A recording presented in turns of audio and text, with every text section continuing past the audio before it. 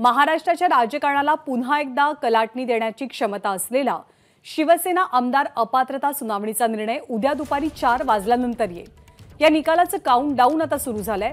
विधानसभा अध्यक्ष राहुल नार्वेकर या निकालामधले केवळ ठळक मुद्दे वाचतील। या सुनावणीच्या सविस्तर निकालाची प्रत दोनही गटांना नंतर दिली जाईल। सध्या या निकालामधल्या शाब्दिक त्रुटी दूर करण्याचं काम विधिमंडळात सुरू आहे, परंतु संपूर्ण देशाचं लक्ष लागून राहिलेल्या सुनावणीचा निर्णय येणार असल्यानं सगळीकडे चर्चाही रंगतात। याचं कारण म्हणजे जर राज्याचे मुख्यमंत्री एकनाथ शिंदेच अपात्र ठरले तर राज्याला नवीन मुख्यमंत्री मिळेल आणि शिंदेंना पुन्हा निवडणूक लढवावी लागेल।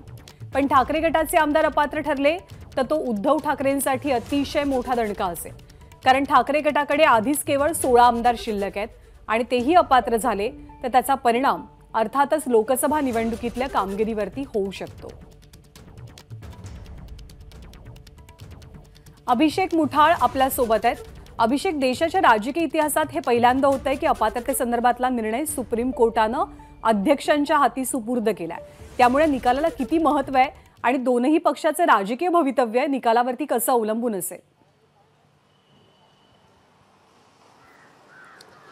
नक्कीच नाही। आता जर का शिवसेना अपात्रता जे हे प्रकरण आहे त्यामध्ये एकूण 34 याचिका ज्या आहेत त्या आपल्याला पाहायला मिळालेल्या होत्या। या 34 याचिका संदर्भात 14 सप्टेंबर ते 20 डिसेंबर दरम्यान आपल्याला सुनावणी देखील होताना पाहायला मिळालेली आहे, ज्यामध्ये एकूण 6 टप्प्यांमध्ये या सगळ्या याचिका ज्या आहेत त्या सुनावणीसाठी येताना पाहायला मिळालेल्या होत्या।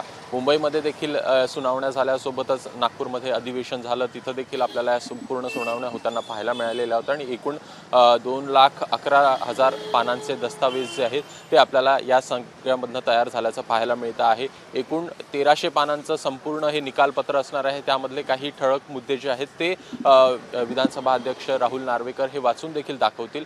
यामध्ये प्रामुख्यानं जर का बघायचं तर दोन्ही आमदारांवर टांगती तलवार जी आहे ती आपल्याला पाहायला मिळणार आहे। एकूण अपात्रतेसंदर्भात जर का शिवसेना शिंदे गटाकडनं बघायचं तर खुद्द मुख्यमंत्री एकनाथ शिंदे यांचं देखील नाव या याचिकेमध्ये पाहायला मिळतं आणि त्यामुळे एकूणच जर का त्यांच्या विरोधात हा निकाल गेला तर एकूण नवे मुख्यमंत्री मिळतात का हे बघणं महत्त्वाचं असेल। दुसरीकडे जर का बघायचं तर ठाकरे गटामध्ये आदित्य ठाकरे असतील यांचं नाव कुठंतरी वगळण्यात आलेलं आहे, त्यामुळे एकूणच यामधली जो दिलासा आहे तो या ठाकरे गटाच्या आमदारांना देखील मिळताना बघायला मिळू शकतो। मात्र जर का यातले अनेक आमदार अपात्र झाले तर ठाकरे गटामधली संख्या जी आहे ती कुठंतरी कमी होताना आपल्याला पाहायला मिळणार आहे आणि त्यामुळे एकूण दोन्ही